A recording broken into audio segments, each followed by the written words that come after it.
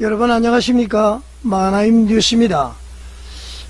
저희 마하나임 뉴스를 시청하시는 분들이 거의 다 아마 기독교인일 것 같습니다. 물론 이제 기독교인 아니신 분들도 보시겠죠. 제가 오늘은 좀 심각한 얘기를 한번 드리고 싶습니다. 자, 여러분, 진짜 여러분 하나님을 믿고 있습니까? 하나님께서 천지를 창조하시고 말이죠, 우리를 위해서 예수님을 이 땅에 보내주셔서 예수님의 이름을 부르고 믿는 자들은 다 천국을 가게 되는 게 맞습니까? 아니, 더 심각하게 천국 지옥을 믿습니까, 여러분? 그런데 말이죠, 지금 우리가 세상 되어지는 것을 봤을 때에 과연 하나님을 믿는다면서 말이죠, 천국과 지옥을 믿는지 진짜 의심스럽습니다. 말세 때는 과연 그 믿는 자를 보겠느냐, 우리 주 예수 그리스도께서도 말씀하셨듯이 말이죠, 우리는 이 땅에 보내질 때에 빛과 소금으로 보내졌습니다.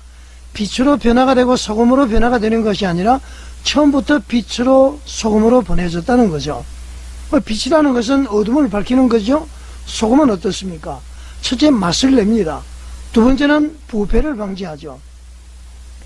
우리 기독교인들이 보통 1200만, 1500만 그러는데요, 우리 기독교인들이 그야말로 하나님의 자녀답게 빛과 소금으로 살아간다면은 우리 대한민국이 결코 이렇게 어둡지 않을 겁니다. 그리고 이제 범죄가 그렇게 많이 발생하지 않을 거예요.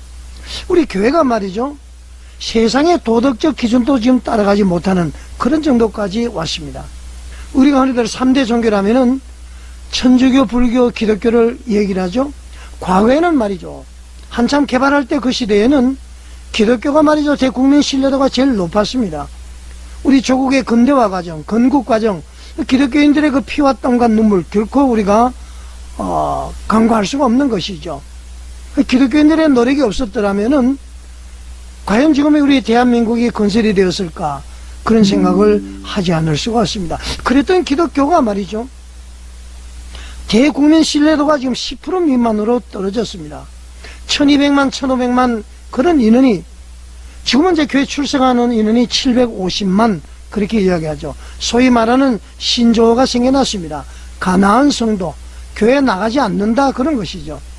이런 사람들이 말이죠, 유리방황하다가 전부 신천지라든가 이런 이단으로 빠져버리죠.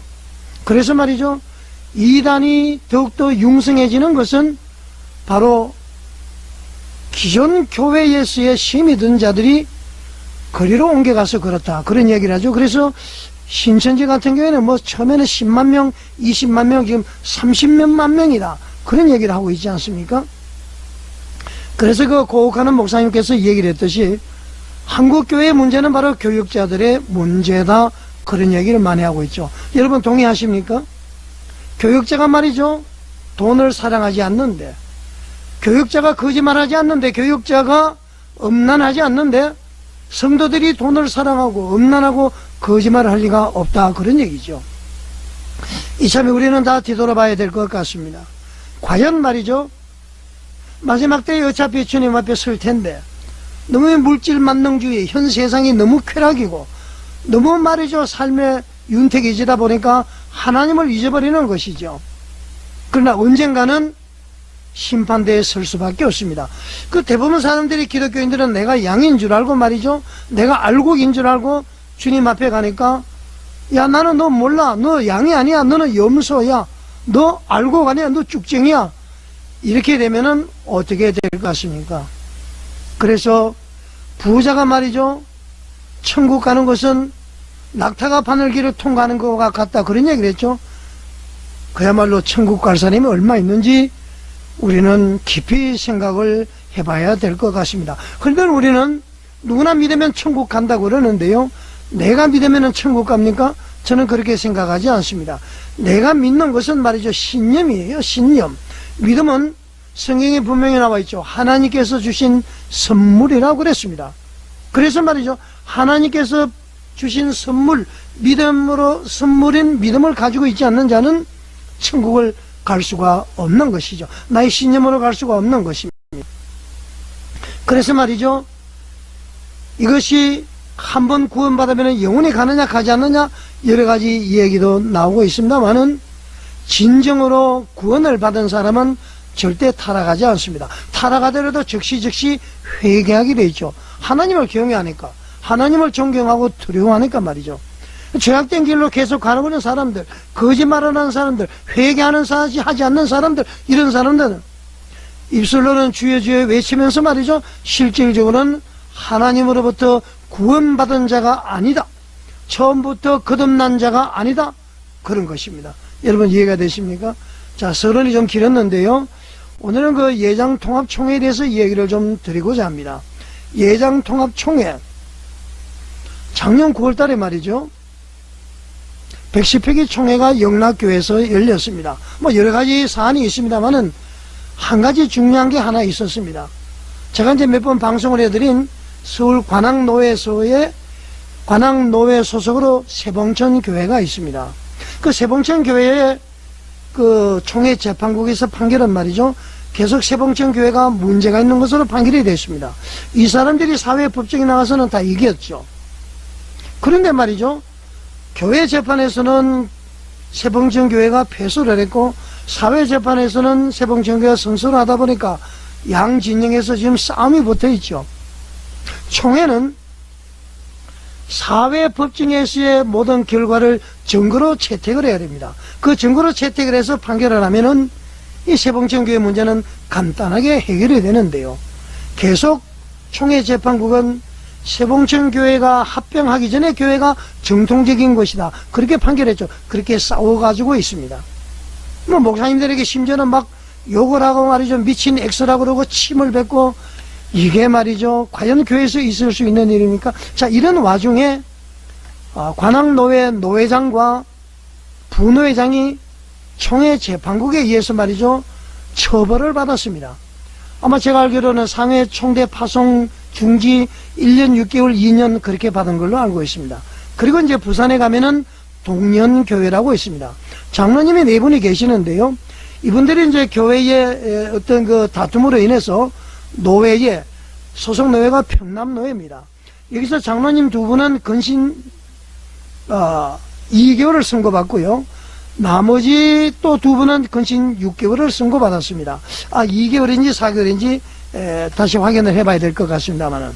그래서 이 문제 때문에 그 동년교회에서 근신 선고받았던 사람들이 말이죠 총회에 상소를 했습니다. 총회에서 어떤 벌이 가해졌느냐, 이 네 사람을 말이죠 파기 재판을 하면서 면직 출교를 해버렸습니다. 면직이라는 것은 장로 목을 땄다 그런 얘기죠. 출교는 그 교회에서 쫓아냈다는 것이죠. 엄청난 벌을 가해진 것이죠. 이거 있을 수 없는 일이죠. 그래서 말이죠 엄청난 비판 여론이 일어났습니다. 그래서 그 110회기 총회 때에 총회 재판국 문제에 대해서 엄청난 항의가 일어나고 말이죠 총회 재판국을 교체하는 그런 결의가 있었습니다. 그러고는 동시에 관악노회의 노회장과 부노회장 그리고 동년교회도 장로 4명에 대한 해벌 청원이 들어왔습니다. 그래서 말이죠 투표를 했어요. 자, 그래서 총회에서 말이죠 압도적인 찬성으로 관악노회의 노회장과 부노회장 그리고 그 동년교회의 장로 4명에 대한 그 해벌을 결의를 했습니다. 그리고 총회장이 공포를 했습니다. 그런데 말이죠 관악노회의 노회장과 부노회장은 그 해벌이 유효한 걸로 되고 이 동년교회의 장로들에 대한 해벌은 보류를 했습니다. 왜 보류가 되었느냐, 거기 동년교회에 거기에 해당되는 장로 한 사람이 이의를 제기했습니다. 여기서는 해벌이 되지 않는다, 이의를 제기했다, 그런 얘기죠. 자, 한번 자료를 보면서 한번 말씀을 드리겠습니다. 자, 대한예수교 장로회 통합적 총회 헌법 권정을 보게 되면 133조에 해벌과 청빙이라는 조항이 있습니다. 그 1항에 보게 되면 여기 나와 있듯이 시벌 중인 자가 회개의 정이 뚜렷하면 7회의 결의로 7회 석상에서 자복하게 한 후에 해벌할 수 있다, 이렇게 되어 있습니다. 이 얘기는 말이죠 자, 우선 세벌과 시벌을 한번 보겠습니다. 책벌과 시벌이 있는데요, 책벌은 잘못이나 죄를 꾸짖어서 벌을 준다. 그러니까 죄의 처벌의 종류를 이야기하고요. 시벌은 바로 벌을 가한다. 벌이 시행 중이다. 그런 얘기죠. 자, 요걸 이제 이해를 하고 다시 한번 보겠습니다. 시벌 중인 자가, 벌을 시행 중인 자가, 벌을 받고 있는 자가 회개의 정이 뚜렷하면은 7위회의 결의로 7위회 석상에서 자복하게 한 후에 해벌할 수 있다. 이 내용을 풀어서 설명을 드리면은, 현재 벌을 받고 있는 사람이 회개의 정이 뚜렷하면은 말이죠, 7위회의 결의로 7위회 석상에서 자복을 합니다. 제가 잘못했습니다. 이렇게 이제 하고 나면은 해벌할 수 있다. 그렇게 되어 있습니다. 자, 그런데 말이죠, 동년교회 장로 4명에 대해서는 모든 것이 총회 총대들의 찬성으로 해벌이 됐는데, 여기에 나와 있는 자복을 한 것이 하지 않았다. 그래서 이제 이의를 제기했습니다. 총대들의 결의로 해벌을 했지만은 당사자 4명이 자복을 하지 않았다. 스스로 고백을 하지 않았다. 잘못을 시인을 하지 않았다. 그래서 이것은 불법이다. 이렇게 이제 주장을 하게 된 것이죠. 자, 그래서 말이죠, 이 동년교회 장로 4명은 해벌이 보류가 되는 공문을 총회장이 내려보냈습니다. 평남 노회장에게 말이죠. 그 동년교회고 교회에다 내려보냈죠. 그런데 말이죠, 관악노회는 그냥 해벌이 진행이 됐습니다. 그래서 의문을 표시했습니다. 왜 동년교회 장로들은 해벌이 보류가 되고 관악노회 노회장과 부노회장은 해벌이 유효하냐 물으니까 말이죠, 동년교회 해벌은 문제를 제기했기 때문에, 이의를 제기했기 때문에 보류가 됐다. 그런 얘기죠. 자, 여러분, 이게 말이 됩니까? 우리가 흔히들 엿을 팔 때에 엿장수 엿가락질을 한다. 그렇게 이야기하죠. 이 사람에게는 엿가락질을 3번 하고 엿을 팔고, 이 사람에게는 엿가락질을 5번 해서 엿을 팔고, 그거는 엿장수 마음대로다. 그런 얘기를 하죠.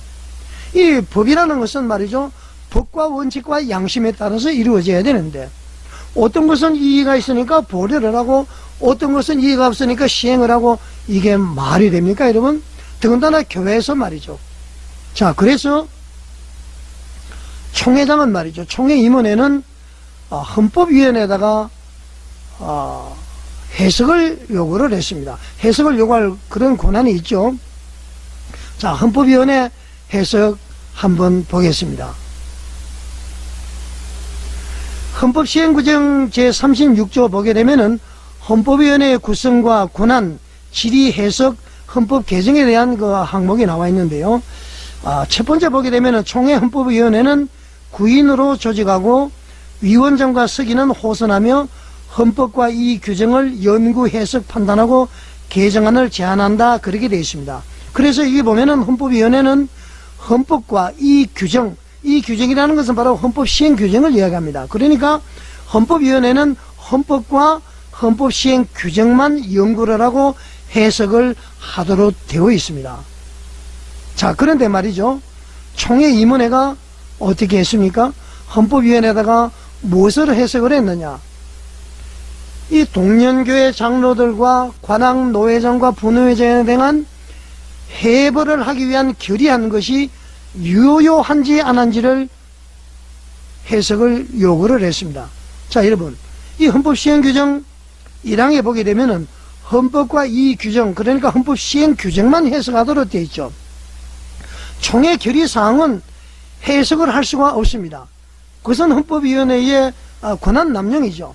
그리고 말이죠, 헌법위원회에 이렇게 질의를 한 것 자체가 총회 임원회의 무지의 소치다. 그렇게 볼 수가 있는 것이죠.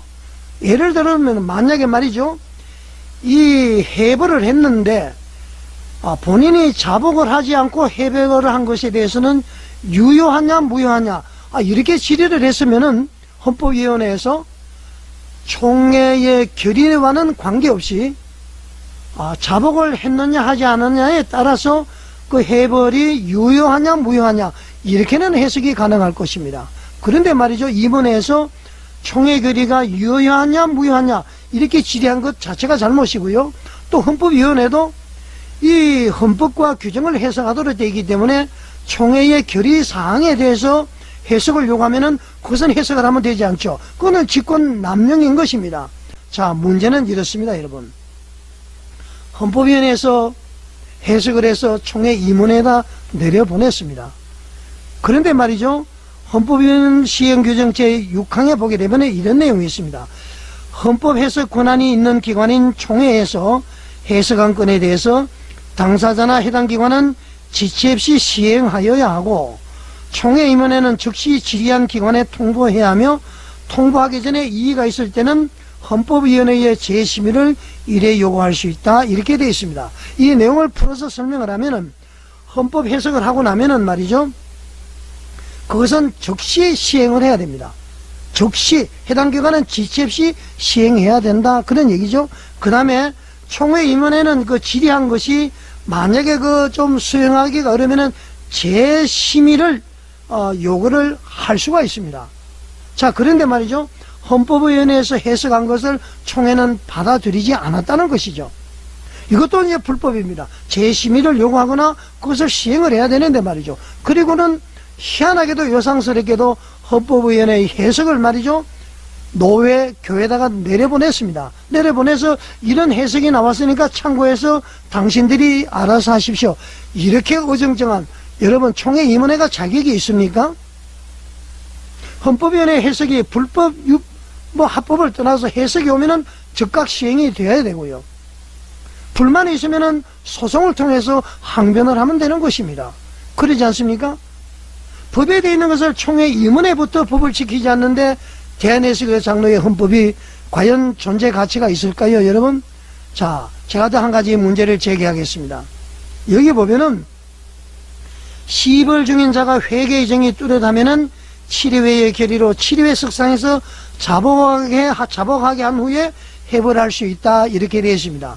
자, 그럼 이것을 지키지 않은 사람이 누구죠? 바로 정훈 총회장입니다. 회개의 정이 뚜렷하면은 7회의 결의로 7회 석상에서 자복하게 해야 되는데요. 자, 7회 결의를 마쳤습니다. 압도적으로 이 사람들을 해벌하기로 한 것입니다. 그러면은 말이죠, 자복하게 하는 것은 누가 해야 됩니까? 총회장이 해야 되는 거 맞죠, 여러분? 그렇지 않습니까? 7회의 결의로 7회 석상에서 자복하게 한다, 그랬습니다.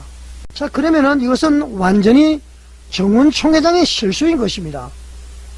자복하는 과정을 총회장이 빼먹은 것이죠.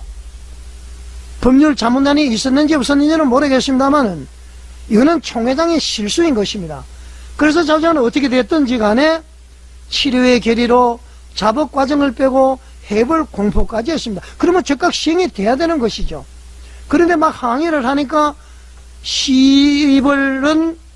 시벌에 대해서 자복하지 않았기 때문에 이것을 보류한다는 것은 자신의 잘못을 감추기 위한 것이죠.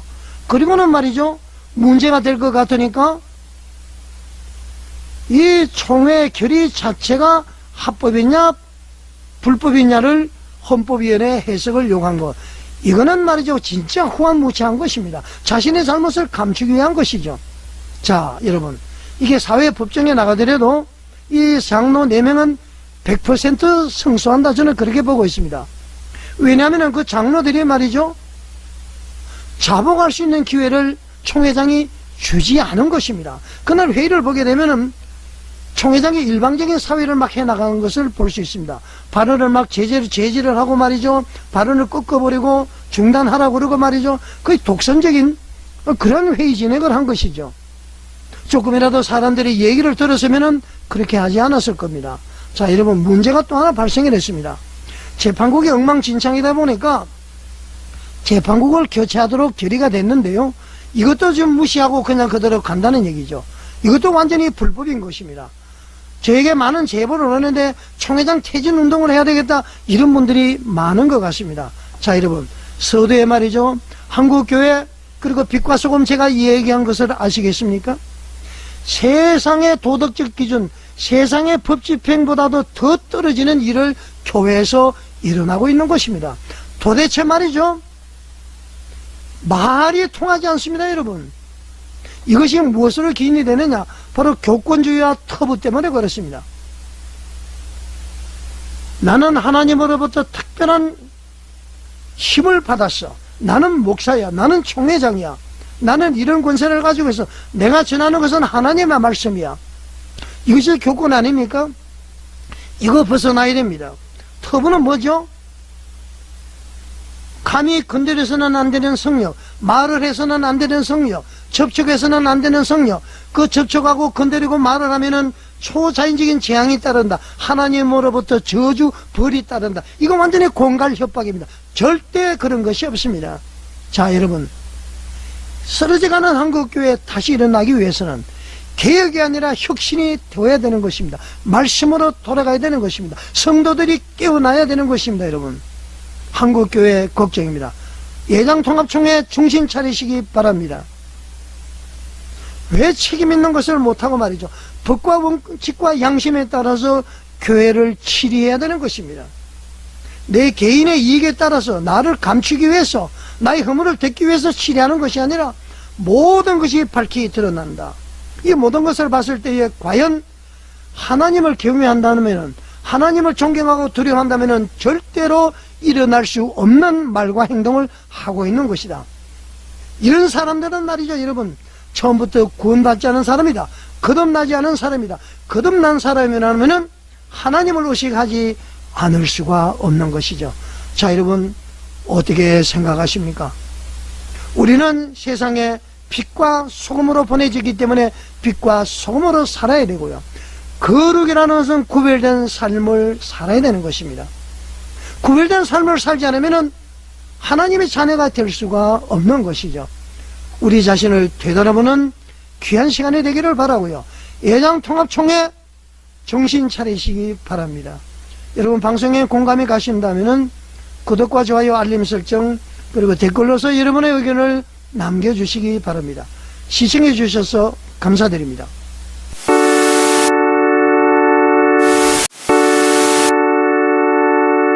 여러분 안녕하십니까? 마하나임 뉴스입니다. 저희 마하나임 뉴스를 시청하시는 분들이